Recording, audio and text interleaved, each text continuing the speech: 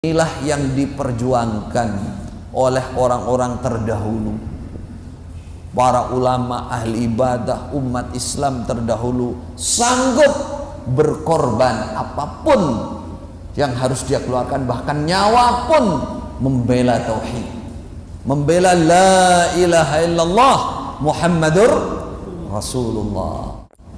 Ada seorang tokoh Islam namanya Al-Baqillani, Abu Bakar Al-Baqillani, seorang qadhi, juru hukum dalam Islam.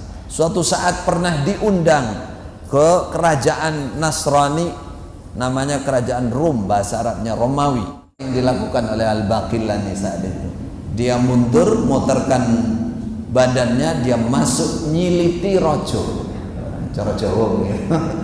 Dia masuk dengan duburnya di belakangnya. Kata raja, betul-betul cerdas nih ulama ini. Dulu kita hanya mengenal kitabut tauhid dalam Sahih Bukhari, itu pun dai tingkat apa? HB katanya. Apa dulu? Hadis besar. Itu pun juga tidak diperdalam.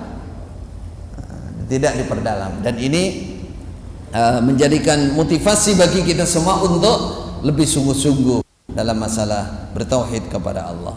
Kata orang desa, setelah dia siap untuk menusuk Rasulullah, dia katakan, siapa yang bisa membela kamu dariku? Apa kata Rasulullah? Allahu Ta'ala, Allahu Azza wa Jalla, Allah yang pasti membela saya. Lalu orang desa itu, kata orang Jawa, apa? Gemetar, dreweli, lepas sendiri pedangnya dan duduk. Kemudian sahabat yang lain dipanggil oleh Rasulullah untuk diajarkan bagaimana iman dan percaya penuh kepada Allah Subhanahu wa Ta'ala. Saudara kita itu kan banyak kebatilannya katanya. Tapi kenapa kok berkembang, kok jadi kuat? Bahkan bisa mengerahkan massa ribuan dan tanpa rasa takut, siap mati. Kemarin dan mereka merasa menang. Justru yang sini semakin kasihan melihatnya, semakin kasihan. Perlu diketahui bahwa teman-teman di sana itu diundang, bukan mereka, tapi di dalam kan seakan dari teman-teman yang bikin ulah kan gitu. Enggak. Jadi mereka perasaannya itu bahwa para ulama, majelis ulama belum tahu kesesatan, penyimpangan yang mereka simpan, mereka itu perasaannya nggak ada yang tahu. Padahal sudah tamat mereka dari tingkat pusat.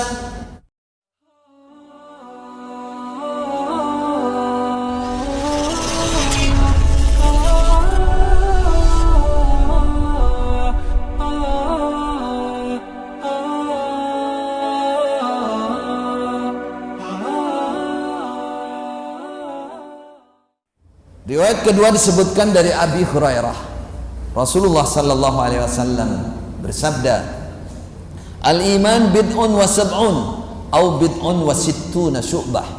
Iman itu lebih dari 70 atau lebih dari 60 cabang.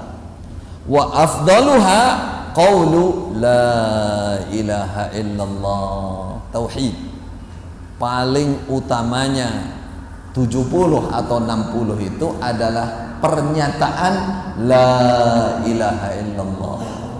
Itu bukan hanya tahlilan biasa, maaf, tapi adalah la ilaha illallah yang dimulai dari hati, kemudian ikrar dengan ucapan, kemudian dipraktekkan, direalisasikan dalam setiap amal kita, dalam setiap tingkah laku kita.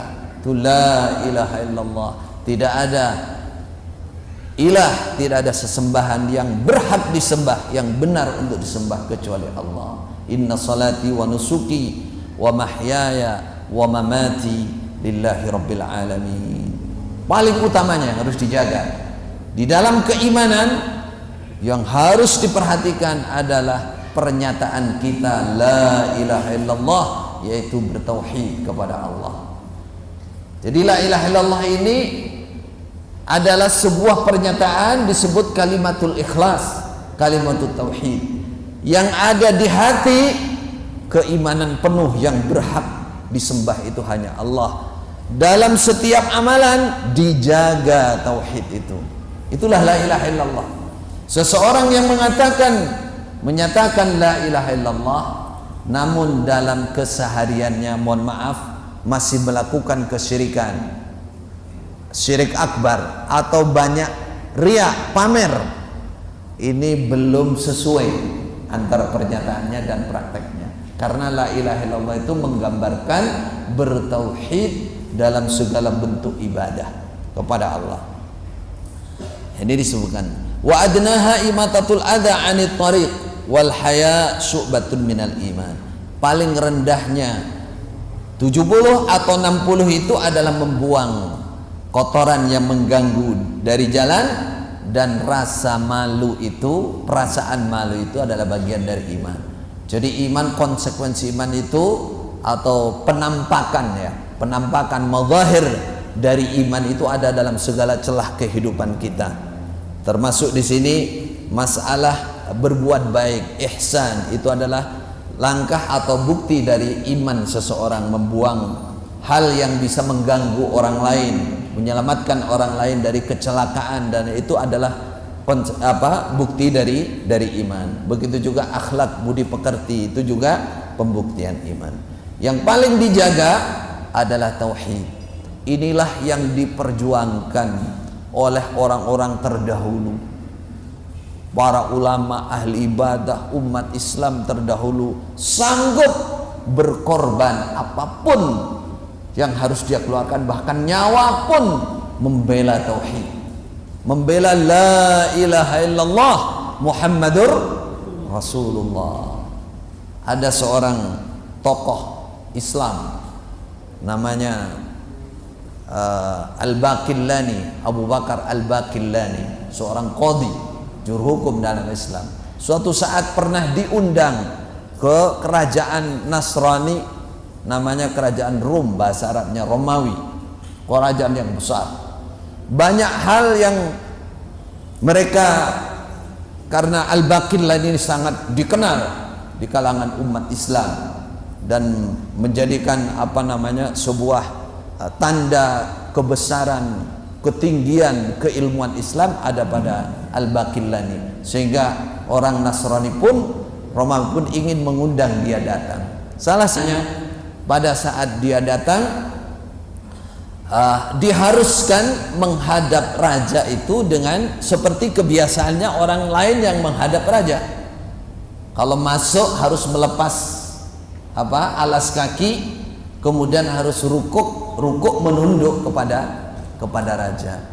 Setelah dia datang, dia didatangi oleh penjaga atau utusan raja bahwa tata cara menghadap raja itu tidak boleh pakai serban. Nah, dia pakai serban, nggak boleh, harus dilepas serbannya, dan tidak boleh pakai alas kaki, dan seterusnya. Ada aturannya. Semua oleh Al-Baqillani ditolak.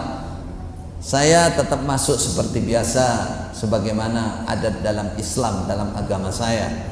Kalau Anda tidak terima saya, ya saya kasihkan surat yang saya bawa ini, kemudian silahkan dibalas. Karena dia datang Islam saat itu, dia mengatakan, akhirnya raja mensiasati bagaimana caranya supaya Al-Baqillani ini masuk, tundukkan kepala. Kata raja, mudah, bikinkan aja pintu gerbang yang pendek, ya. Dia siasati pintu gerbangnya pendek untuk masuk ke tempat raja yang duduk di singgasana itu. Ini berkenaan dengan masalah akidah. Rukuk itu hanya untuk Allah, sedangkan di sana berlaku untuk raja.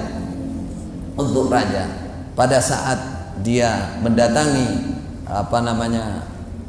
tempat raja, majelis raja, dia melihat pintunya aneh ini. Ini jendela apa pintu nih? Ternyata pintu. Harapannya agar dia masuk dengan menunduk kepada raja. Apa yang dilakukan oleh Al-Baqillani saat itu? Dia mundur, muterkan badannya, dia masuk nyiliti rojo. cara Jawa gitu. Dia masuk dengan duburnya di belakangnya. Kata raja, betul-betul cerdas nih ulama ini. Jadi menurut mereka seperti itu. Mereka akan membawa bagaimana akidah itu berkurang atau hilang. Bagaimana seorang ulama oleh Allah diberikan ilham yang baik tetap bersikeras mengukuhkan tauhid kepada Allah, sehingga Allah berikan pertolongan. Setelah itu terjadilah munadharah antara mereka, perdebatan tentang Nabi Isa, tentang Maryam dan seluruhnya. Tidak ada satupun yang bisa mengalahkan Al-Baqillani dalam majelis itu. Jadi yang kita ambil gambaran di sini bagaimana para ulama, para pendahulu kita, kaum muslimin, dengan yang namanya masalah tauhid ini adalah hal yang sangat nomor satu. Maka pelajarilah apa itu tauhid, Bapak Ibu sekalian. Dulu kita hanya mengenal kitabut tauhid dalam Sahih Bukhari, itu pun dai tingkat HB katanya. Apa dulu? Hadis besar. Itu pun juga tidak diperdalam. Dan ini menjadikan motivasi bagi kita semua untuk lebih sungguh-sungguh dalam masalah bertauhid kepada Allah. Yang kedua, keimanannya kepada Allah dan Rasulnya tidak tercampur keraguan sedikit pun, dan selalu menggerakkan dirinya dan menggunakan hartanya untuk memperjuangkan agama Allah. Ini konsekuensi iman. Belum tentu orang masuk mendapatkan iman langsung memiliki keyakinan penuh.